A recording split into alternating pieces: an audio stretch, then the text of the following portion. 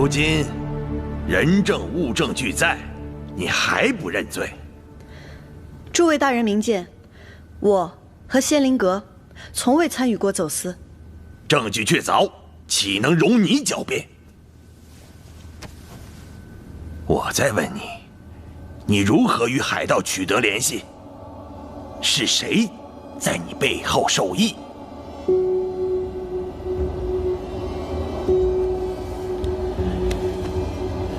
你不说，自然有人来说。来人，带人证。堂下何人？美女是仙灵阁的绣娘张氏。绣娘张氏，且把你的所见所闻如实招来。美女在仙灵阁的时候，见到永平侯时常出入仙灵阁，仙灵阁的诸多生意她也有参与。这次的绣品走私一事，也是永平侯主使的。张姐姐，你怎么能撒谎呢？他们是不是逼你？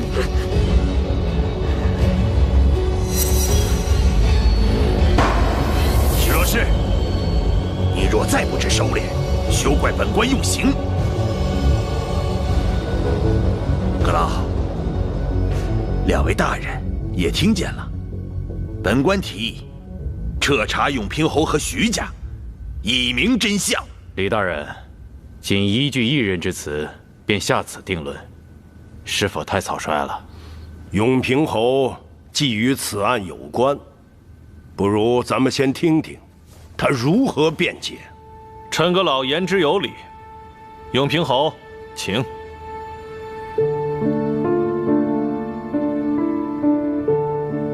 只要你在三法司会审之时将他呈上，公开表示走私一案与你毫无关系，都是他一人所为，你已决定休妻，将他逐出徐家，此事便可迎刃而解。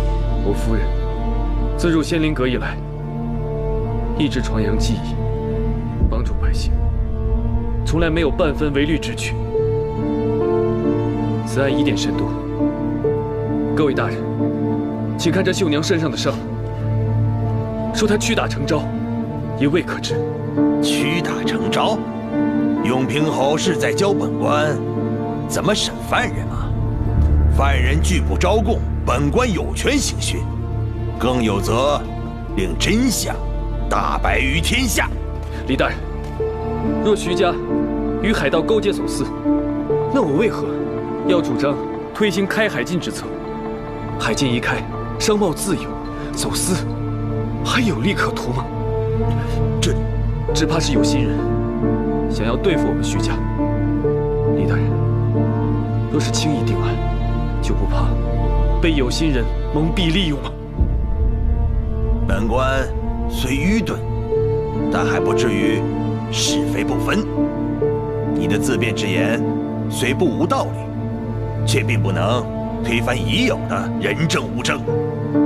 永平侯，徐罗氏参与走私一事，铁证如山，不用再辩。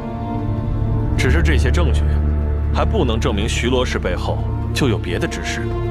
事发仓促，我暂时还没有找到有力证据，请各位大人明察秋毫。我会上书皇上，请求宽限一些时日。哼，已成铁案，再拖延还有什么用？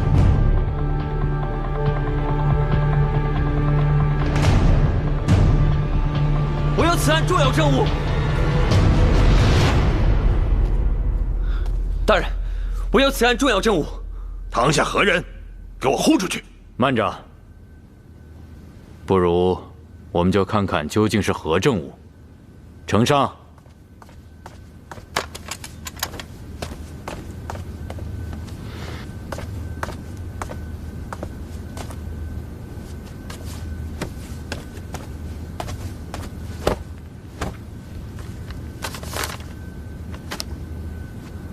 大人，这是我和永平侯的和离书。师娘，公堂之上，休得胡言！你何时与永平侯和离？不过是想趁机将永平侯撇清干系。徐罗氏，你此言是何意？这位大人，和离书当然就是和离了。也就是说，我罗十一娘如今已不再是徐罗氏，上面有永平侯的签押和手印。大人若是不信，仔细看便是。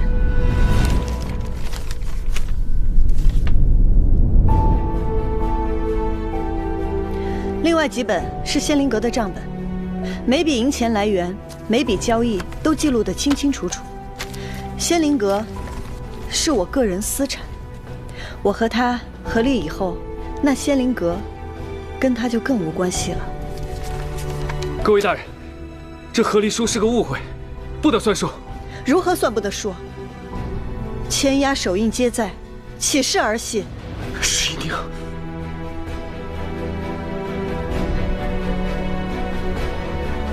徐大人的签押我识得，此和离书的签押确实为徐大人所有，而另一个签押和账簿，徐罗氏的签押一致，这个和离书当属有效。十一娘，我们是夫妻，我可以和你一起承担，你为什么不信我？我们不再是夫妻，请你以后不要说这样的话。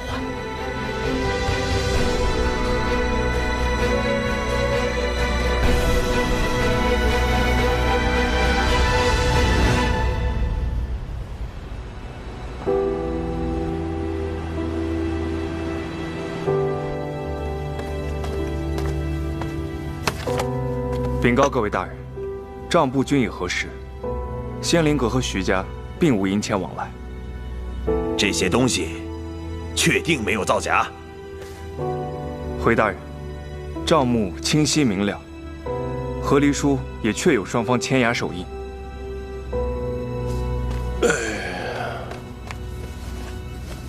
由此已可证明，永平侯与仙灵阁走私一案无关。此事，本官必当禀告皇上。朝廷重臣不容污蔑。